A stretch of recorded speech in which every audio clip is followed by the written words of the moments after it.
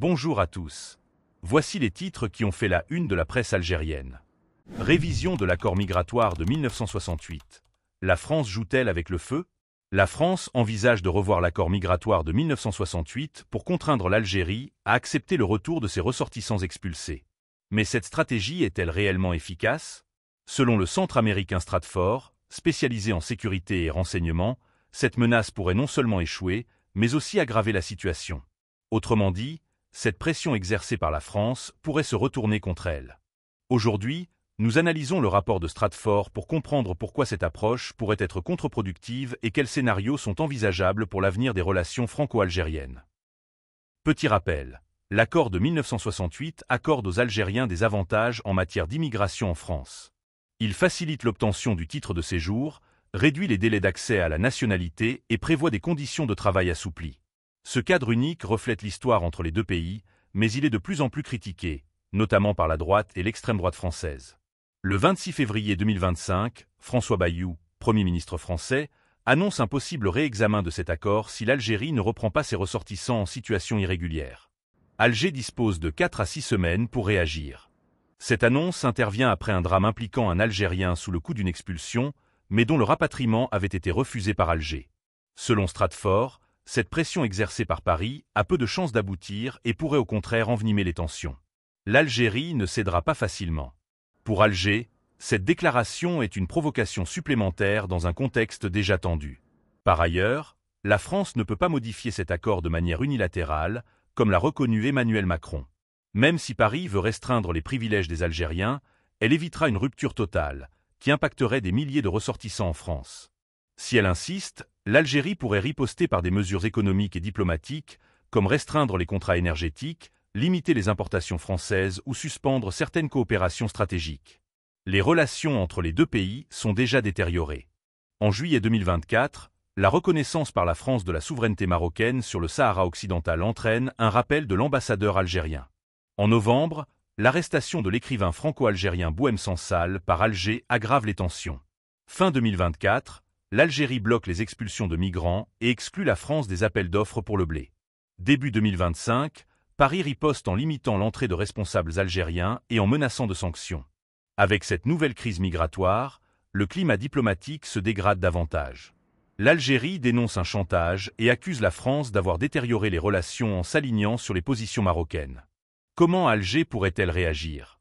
En réduisant les importations françaises, en accélérant la diversification de ses partenaires énergétiques et en freinant les investissements français. De son côté, que peut vraiment faire Paris si Alger refuse de coopérer? Elle pourrait imposer des restrictions de visa pour les responsables algériens, renforcer les contrôles maritimes et envisager des sanctions économiques. Mais, selon Stratfor, ces mesures risquent d'être plus pénalisantes pour la France que pour l'Algérie. Une rupture trop brutale de l'accord pourrait compliquer la situation de nombreux Algériens vivant en France et créer des tensions sociales. Le verdict de Stratfor: la France pourrait adopter une posture plus ferme, mais elle évitera probablement une rupture totale.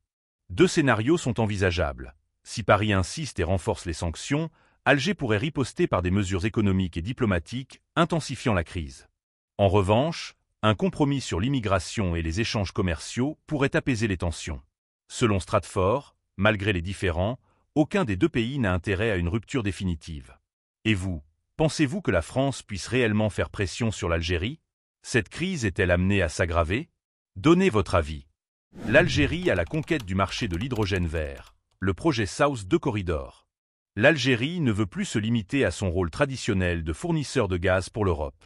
Grâce à son fort ensoleillement et à son potentiel éolien, elle ambitionne désormais de devenir un acteur majeur du marché de l'hydrogène vert. Un projet d'envergure, le South 2 Corridor. Son objectif? Acheminer chaque année 4 millions de tonnes d'hydrogène vers l'Europe via un pipeline de 3300 km reliant l'Algérie, la Tunisie, l'Italie, l'Autriche et l'Allemagne.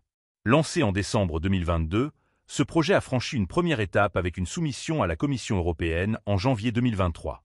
La visite de Giorgia Meloni en Algérie a relancé l'initiative, suivie en juillet 2024 par un protocole d'accord signé à Alger. Enfin, le 21 janvier dernier, une déclaration politique commune a officialisé l'engagement des pays partenaires. Pourquoi l'Algérie se positionne-t-elle comme un fournisseur clé? Parce qu'elle produit l'un des hydrogènes verts les plus compétitifs au monde. seulement 0,98 $ par kg livré en Europe, contre 2,5 à 4 $ pour une production européenne locale. Une différence de coût majeure qui place l'Algérie au centre du marché mondial. Le South 2 Corridor s'intègre dans le programme européen REPowerEU, qui vise à décarboner l'économie et réduire la dépendance énergétique du continent. À terme, ce pipeline pourrait couvrir une part importante des besoins européens en hydrogène vers d'ici 2050, devenant ainsi un levier stratégique pour Alger. Parmi les entreprises engagées, on retrouve Sonatrach, Snam, Bayern et Trans-Austria Gasleitung. Mais un acteur de poids pourrait venir perturber cette dynamique. L'Arabie Saoudite, qui ambitionne elle aussi d'exporter son hydrogène via ce corridor. Assistera-t-on à une rivalité entre les deux puissances énergétiques ou à une coopération stratégique? L'avenir nous le dira. L'Algérie mise sur la métallurgie pour réduire sa dépendance aux importations. L'Algérie veut renforcer son industrie locale et limiter sa dépendance aux importations. Pour y parvenir, le gouvernement mise sur une réorganisation du secteur de la métallurgie et de la fonderie, essentielle pour fournir pièces de rechange et équipements aux industries locales. Sous l'initiative du ministère de l'Industrie, les acteurs du secteur se sont réunis sous l'égide du cluster Fonderie Tech. L'objectif ? Identifier les obstacles et accélérer la production nationale. 3 défis majeurs ont été soulignés. Le manque de matières premières, aggravé par l'exportation des déchets ferreux et non ferreux. Le déficit de main-d'œuvre qualifiée, freinant le bon fonctionnement des usines. Les difficultés d'approvisionnement en produits locaux, pourtant encore sous-exploités. Pour surmonter ces défis, l'État veut encourager un partenariat public-privé, incitant les industriels à répondre aux appels d'offres publics et à développer des solutions durables pour produire localement de l'aluminium, du fer et de l'acier. Moins d'importations, plus de production locale. Le développement de la métallurgie et de la fonderie est un enjeu stratégique pour l'Algérie. Soutenir cette industrie, c'est créer des emplois, dynamiser l'économie et réduire la dépendance aux marchés étrangers. Avec une meilleure coordination intersectorielle, ce secteur pourrait devenir l'un des principaux moteurs du PIB national. Une transformation à suivre de près. Les crimes coloniaux en Algérie, un débat relancé en France. Ces derniers jours, la guerre d'Algérie est revenue au centre des discussions en France. Tout a commencé le 25 février, lorsque le journaliste Jean-Michel Afati a comparé sur RTL les crimes de l'armée française en Algérie à ceux des nazis pendant la Seconde Guerre mondiale. Selon lui, la France a commis des atrocités de grande ampleur qui n'ont jamais été reconnues à leur juste valeur. Cette déclaration a déclenché un tollé médiatique et a conduit à sa mise à l'écart de l'antenne pendant une semaine. Ce dimanche 9 mars, il a annoncé sur X, anciennement Twitter, qu'il ne reviendrait pas sur RTL, soulevant une question de fond. Pourquoi est-il si difficile d'aborder en France les crimes du passé colonial? Alors que cette polémique secoue l'opinion publique, un documentaire explosif vient raviver les tensions. Intitulé Algérie, sections armes spéciales, ce film réalisé par Claire Billet et fondé sur les recherches de l'historien Christophe Lafaille, met en lumière l'utilisation d'armes chimiques par l'armée française en Algérie. Diffusé en Suisse le 9 mars et prévu sur France 5 le 16 mars, il révèle une face cachée de la guerre d'indépendance algérienne. D'après des documents récemment exhumés, des bombardements chimiques auraient été menés entre 1954 et 1962 avec l'aval des plus hautes autorités françaises. Première révélation choc. L'armée française aurait conduit près de 450 opérations militaires utilisant ces armes, principalement en Haute-Kabylie et dans les Aurès, où les combattants du FLN se réfugiaient dans des grottes pour échapper aux soldats français. Officiellement, ces armes étaient destinées à neutraliser les maquisards en les forçant à sortir de leur cachette, mais en réalité, les quantités massives de gaz utilisées tuaient immédiatement ceux qui étaient pris au piège. Mais de quel type d'armes s'agissait-il? Le documentaire évoque l'usage d'un mélange d'adensite et de chloroacétophénone, des gaz toxiques ayant déjà été employés pendant la Première Guerre mondiale et interdits par le protocole de Genève de 1925. Plus choquant encore, ces attaques n'ont pas seulement visé les combattants du FLN.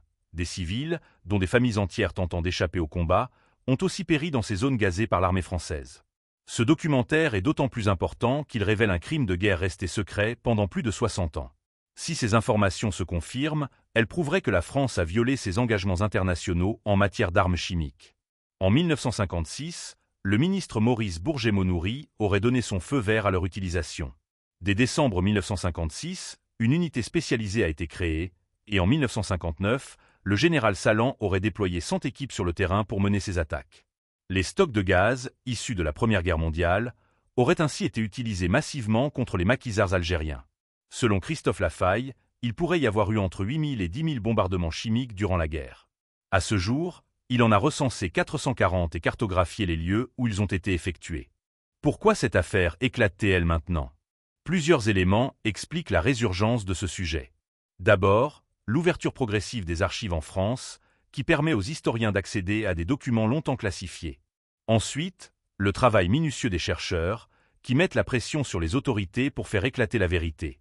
Enfin, le contexte politique actuel. En Algérie, la mémoire coloniale est toujours un sujet brûlant, tandis qu'en France, certains cherchent à minimiser ces faits, alors que d'autres réclament une reconnaissance officielle. Que va-t-il se passer maintenant? Jusqu'à présent, aucun président français n'a officiellement reconnu l'usage d'armes chimiques en Algérie. En 2021, Emmanuel Macron avait admis que des crimes contre l'humanité avaient été commis par l'armée française, mais sans évoquer ces armes interdites. La guerre d'Algérie a laissé des traces profondes, et ce n'est que récemment que certains dossiers commencent à être mis en lumière. Une chose est sûre, l'heure est venue d'affronter cette part sombre de l'histoire. Et vous, pensez-vous que ce documentaire changera quelque chose? La France doit-elle reconnaître officiellement ses crimes? Réagissez en commentaire. C'était l'actualité du jour. Merci de nous avoir écoutés.